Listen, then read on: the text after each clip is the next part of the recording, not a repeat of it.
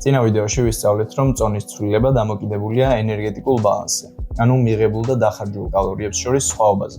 ეს ნაწილი მარტივია, მაგრამ თუ ეს პრინციპი მართალია, რატომაა ზოგი ადამიანისთვის წონის მომატება ან ნაკლება ასეთი რთული?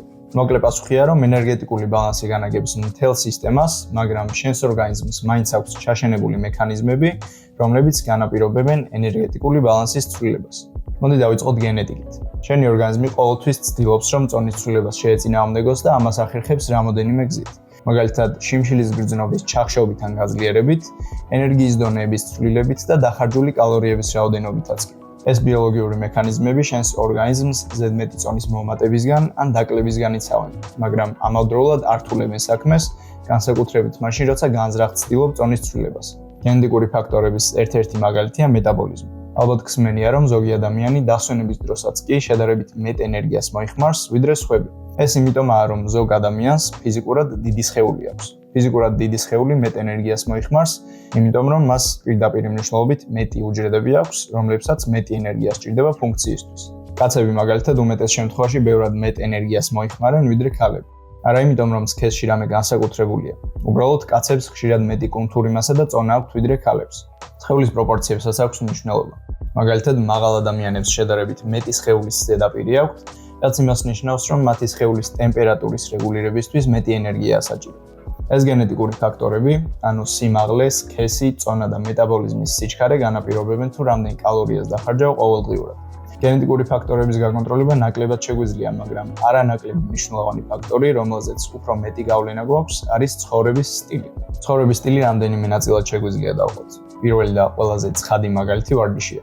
რაც უფრო მეტს ივარჯიშებ, შესაბამისად მით მეტი ენერგია გჭირდება უშუალოდ ფიზიკური აქტივობისას, ანუ როცა ვარჯიშობ. ხოლო შემდეგ დასვენების დროსაც კი შედარებით მეტ ენერგიას ხარჯავ, იმიტომ რომ ვარჯიშის დროს დაზიანებული კუნთები უნდა აღდგეს და გაიზარდოს, რაც ენერგიის გარეშე არ ხდება.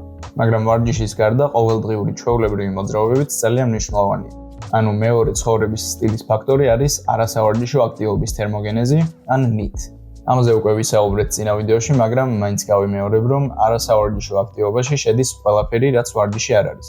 ანუ სიარული, სახლის დალაგება, მუშაობა და ასე შემდეგ. ორ ადამიანს შორის, რომლებსაც ერთი და იგივე კვება, სხეულის წონა და პროპორციები აქვთ, უფრო მეტს დაიკლებს ის, რომელსაც მეტი არასავარჯიშო აქტივობა აქვს, ანუ დღის განმავლობაში მეტს მოძრაობს.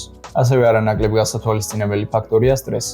ხშირად გქონიათ ხოლმე, რომ სტრესი პირდაპირ იწვევს წონის მომატებას, მაგრამ სინამდვილეში სტრესი პირიქით ზრდის ენერგეტიკულ დანახარჯს, იმიტომ რომ ყოველთვის დაძაბულ მდგომარეობაში ხარ. მაშინ ლოგიკურად გაჩნდება კითხვა, თუ რატომ იმატებს ზოგი სტრესის დროს წონას. პასუხია იმიტომ, რომ ბევრი ადამიანი საჭმელს იყენებს როგორც სტრესთან გამკლავების საშუალებას. შეიძლება გასაკვირი იყოს, მაგრამ ბევრი ადამიანისთვის გემრიელ საჭმელს ისეთივე დამამშვიდებელი ეფექტი აქვს, როგორც ალკოჰოლს ან ნებისმიერ სხვა ნივთიერებას. ამ შემთხვევებში ადამიანი იმიტომ არ ჭამს, რომ შია. ის იმიტომ ჭამს, რომ ყურადღება გადაიტანოს იმ ნეგატიური ემოციებიდან, რომლებიც სუდად აგრძნობინებენ თავს. თუ ხშირად გაქვს სტრესი და ყოველთვის საჭმით ცდილობ გამკლავებას, რა თქმა უნდა, წონას მოიმატა. და ბოლოს სტიმულანტები, მაგალითად კოფეინი, ასევე ზრდიან დახარჯული ენერგიის რაოდენობას. მაგრამ განსხვავება იმდენად მცირეა, რომ ვერ შეამჩნევ.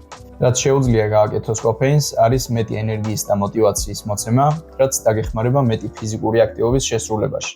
ფიზიკური აქტივობა კი შემდეგ გაზრდის დახარჯული კალორიების რაოდენობას.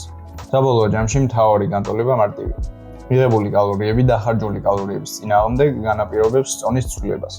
მაგრამ ამ ვიდეოში ჩამოთვლილი გენეტიკური და ცხოვრების სტილის ფაქტორები ხანდახან უფრო ართულებენ საქმეს. ამის გააზრება დაგეხმარება საკუთარი თავის და სხვების ნაკლებად განსჯაში. იმის მაგივრად რომ ვიფიქრო, რატომაა სხვებისთვის წონის ცვლილება ასეთი მარტივი და ჩემთვის ასეთი რთული, უკეთესი კითხვა იქნებოდა, რომელი ფაქტორების გაკონტროლება შეგიძლია და რომლებიც არა. იმიტომ რომ ყველა ერთი და იგივე წესებით ვთამაშობთ, მაგრამ საწყისი ადგილი ყველას განსხვავებული გვაქვს. ამ ვიდეოსთვის სულ ეს არის, მადლობა ყურადღებისთვის, შევხვდებით შემდეგ ვიდეოში.